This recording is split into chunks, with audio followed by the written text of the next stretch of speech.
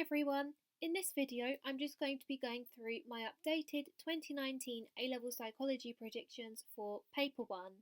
The reason I've chosen to update my predictions is just because of the AS exam that took place on the 13th of May. As I go through the video, you'll probably note that many of my predictions have stayed the same, besides the addition or subtraction of a few topics. And again, as I've said in every video so far, I just want to reiterate the fact that you do need to revise everything because of course these are just my predictions and anything could come up. First, I'm going to be looking at the attachment section. What was in the 2019 AS paper? You had a question on the strange situation, a limitation of the strange situation, Bowlby's monotropic theory, and then the role of the father. So what do I think could come up in the 2019 paper for this section? You've got Bowlby's theory of maternal deprivation, so that's of course the critical period, with that being the first 30 months of life, the effects maternal deprivation have on emotional and intellectual development, and then Bowlby's 44 Thieves study. So I think this one is very likely to come up, and I think there's a good chance it could be a longer mark question. I've also put here about the influence of early attachment on later relationships. This is your internal working model. So this is the idea that the relationship with the primary attachment figure acts as somewhat of a template for future relationships. So typically your secure attachment has the best attachments later on in life. And here you've got that key study, which was that Hazan and Shaver love quiz. Next, we've got Schafer's stages of attachment.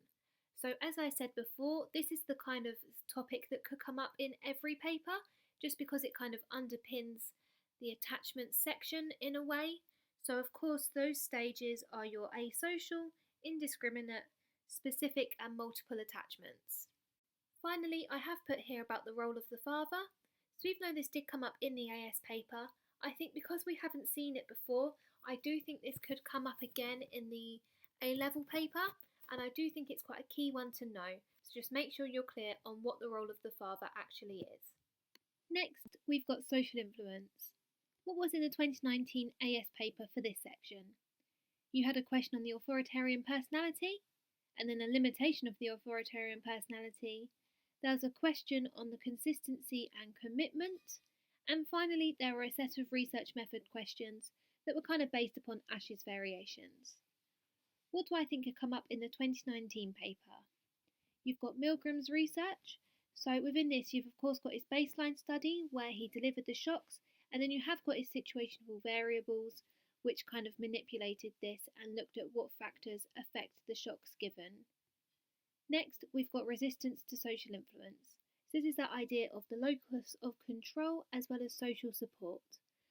So the locus of control was proposed by Rotter and looked at how people with an internal locus of control feel they only have themselves to blame for things that happen, whilst those with an external locus of control believe that more external factors have an influence, such as luck. We've also got the idea of social influence and social change. This is your process of drawing attention, consistency, deeper processing, the augmentation principle, the snowball effect, and social cryptonesia. For this, I would suggest coming up with a mnemonic that you can use to remember the different steps. So the one I always used was, don't carry deep and shiny shells. It just helped me remember all of the different stages. We've also got the types and explanations of conformity. This is your internalisation, compliance and identification. And finally, I've just noted on here about the social psychological factors. This is your agentic state and your legitimacy of authority. Next, we've got memory. What was in the 2019 AS paper? You had your anxiety and that effect on eyewitness testimonies, and that was your 12-mark question. There was a question on the cognitive interview, and then there were a set of research method questions also. What do I think could come up on the 2019 paper? You've got the multi-store model, which I think is most likely to come up and could perhaps be your 16-mark question. So that multi-store model was proposed by Atkinson and Schifrin. You've also got eyewitness testimony.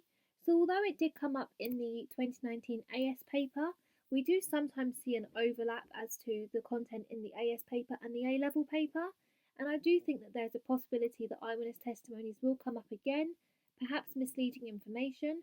I don't think it will be a long answer question, so I don't think it will be your 16-mark question. You've also got the different types of long-term memory. So this is your episodic memory, your semantic memory, and then your procedural memory. And finally, I've just put on here about forgetting. I'm not as sure that forgetting will come up, but if it were to come up, I think it is most likely to be interference, but then I wouldn't rule out retrieval failure. Next, we've got psychopathology. So actually, this isn't on AS Paper 1, but is instead on AS Paper 2. So as I've noted here, if you find out what the questions were on AS Paper 2 before your A-Level Paper 1, feel free to leave them down below and give some predictions of your own as to what you think could come up. And so because of this, my predictions have actually stayed the same.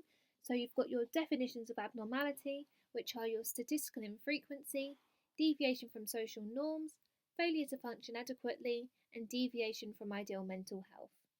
You've also got your explanations of phobias, your treatments of OCD, and then the one thing I have added on is your characteristics of either phobias, depression, or OCD.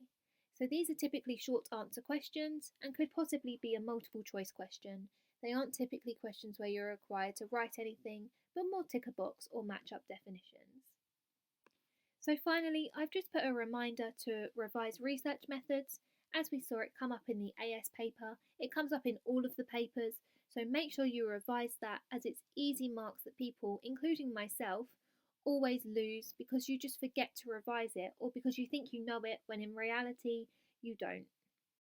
So once again, I just want to take the time to say good luck to all of you. Thank you so much for all of your positive comments. I'm so glad you're liking the videos. Of course, it goes without saying that you need to make sure you do revise everything because these are just my predictions and AQA could bring up any of the questions. But again, good luck everyone.